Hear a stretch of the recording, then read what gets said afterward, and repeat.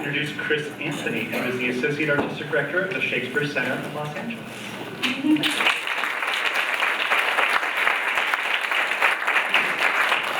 you. See, I trained to be an actor, so microphones just scare me. My name is Chris, and I'm the Associate Artistic Director of the Shakespeare Center of Los Angeles. And thank you so much, Alice, for that wonderful introduction, because that's what I wanted to talk about, community and witness. This idea of seeing and being seen. Since I was at CalArts when the earthquake happened and we couldn't get to school. I was in the city, and it was like you could take the back streets and use San Fernando Road, and the train became the way to get back and forth, and it was really interesting how that shifted things for us for a while.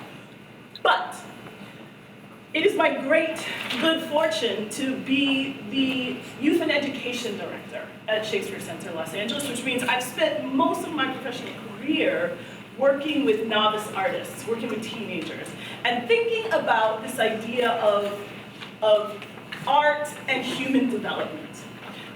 This idea that there are things we're supposed to do as people, right? A lot of times we think about child development. Like there are certain milestones that children are supposed to hit, and if you don't hit it, you might be anal retentive, right? There are these things that happen, and there are consequences if you don't get there. And so a lot of my practice has been about how do we help young people get to where they need to be? And so I thought, okay, they asked me to talk, and this is what I know, and I thought, oh, in my many, many years, there must be some shining example of this. And I thought, okay, I'm gonna meditate about it, I'm gonna think about what I'm gonna say, and this story came to mind, and they asked me to write it down, so I wrote it. So I called this story Theater and Human Development, or Lessons I Learned About Community from a Drag Queen on the Side of the Road. So human development doesn't actually stop with childhood. We keep going as we get older. But the thing about getting older is that they don't tell you until you get there what you're supposed to do, right? So I was in my 20s, right? I'm getting to my late 20s, and my friends start talking about Saturn returns. And I'm like, what is that? I've never heard of this, Saturn returns. Well, you don't know. So it's this idea that women in particular, I don't know, men, you got your own thing, I don't know. But this idea that somehow between the age of 27 and 30, you're gonna do something big. So if you haven't already, between 27 and 30, you're gonna get married, you're gonna have a baby, you're gonna run a marathon, something big. And I was like, yeah, dubious. I was skeptical, I have to say. But then this thought came to me. I was working for the California AIDS Ride. And my job was to recruit people to come and ride and raise money for healthcare. And it got in my head that I was going to do the ride. I had not been on a bike in 15 years, easy, right? I had no business trying to ride a bike from San Francisco to Los Angeles.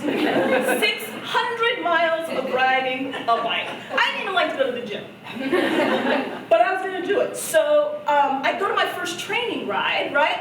And it's like West Hollywood, and this guy is like cyclist. He's like cut, and he's on his bike, right? And he can like balance on his bike standing still. And I'm riding, and I'm dead last. I am the last to ride on the train. I've got like extra gear. I've borrowed a bike, and I've borrowed like the jersey and the sleeves and the everything, and I'm a Fred.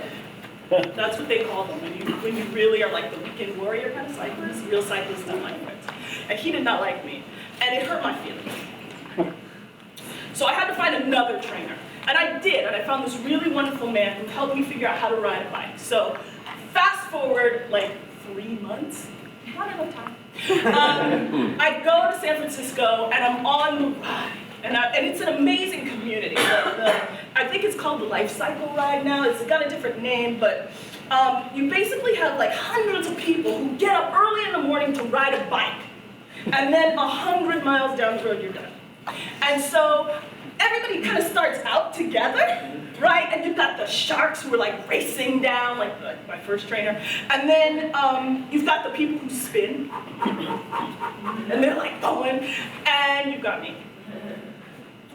And I wasn't dead last on the ride, but I was like, you know, the 35th percentile. I was not a really stellar rider, but I got home every day. I got in, and California is a big place. And there are a lot of stretches with not a lot of people. And so I would be out on the road for like hours by myself, essentially, riding. And then every once in a while, there would be somebody on the side of the road. And it was wonderful. There'd be like families, they'd be like at their farm, and they'd be outside the gate at their farm. But there was this amazing group of people who did nothing but follow the ride. And they like had an RV, and they would come every day to these really isolated stretches of road. And they'd have like an umbrella with iced tea. And you could sit on their blanket, and I did. Right? And so one day I'm riding, and you know, the sharks are going, but I'm like, and it's hill. Do you know we have mountains in California? And sometimes you have to ride uphill for like miles, and so I'm like, and like from nowhere, it's like a mirage. There's like Carmen Miranda. You can do it! You can do it! You can do it! And I'm like, okay, I can do it. I can do it. Right? And for days, like strawberry fields, you can smell the strawberries growing in the field. You can do it! You can do it! Right? 6'4", no joke, without the heels, I'm sure, 6'8" in the heels, right? Gorgeous, gorgeous woman by the side of the road. So fast forward to the end of the ride. And there's this wonderful tradition. Everybody is in monochromatic shirts, your victory shirt at the end of the A's ride, and you ride with people in the same color, so there's a big rainbow that rides in the center of the city, right?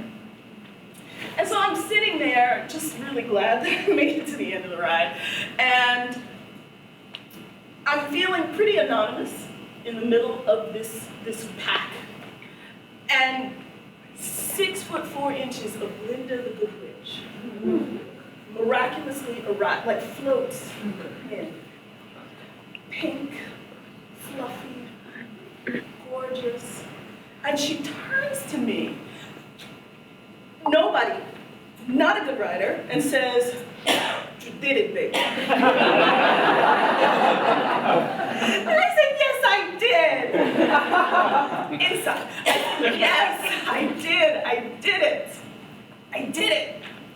And so in thinking about talking to the LA theater community, I was thinking about the importance of that idea of witness, right? She saw me, this amazingly gorgeous person, saw me, not a good rider, no business being on that road, no business being on the bike, haven't been on one since, right? But she saw me.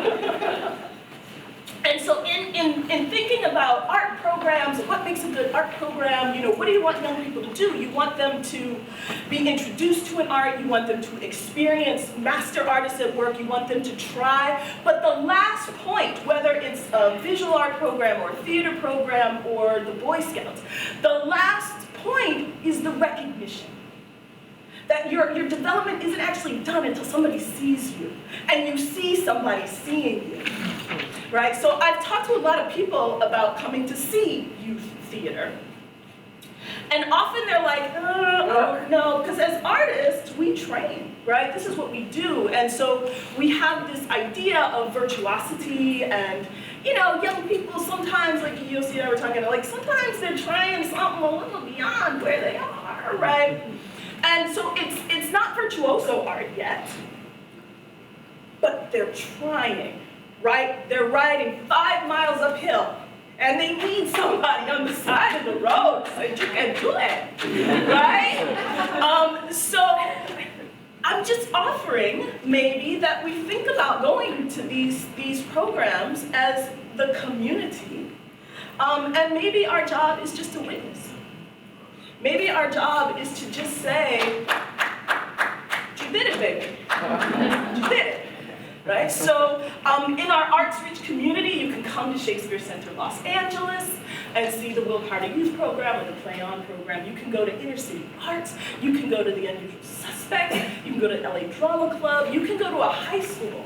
We've got the LA County High School for the Arts right here on this campus, but we've also got LASA and VEPA and Van Nuys Performing Arts. There are a lot of amazing teachers in this town who are doing fabulous, fabulous work. And it really means something for students to have somebody they don't know see them. It's important for families to go, absolutely, but you have like this special place in their minds because you're real artists. And so for a real artist to come and see them, you have no idea how amazing that is. And so I just offer it as an opportunity. Keep an ear open, keep an eye out. Virginia Avenue's in the house. You know, there's all kinds of programs around that are fantastic in all the arts. So think about your place as the drag queen by the side of the road. And, you know, if you have a Glinda outfit, I can tell you, they're really impressive, but it's not required. So thank you very much.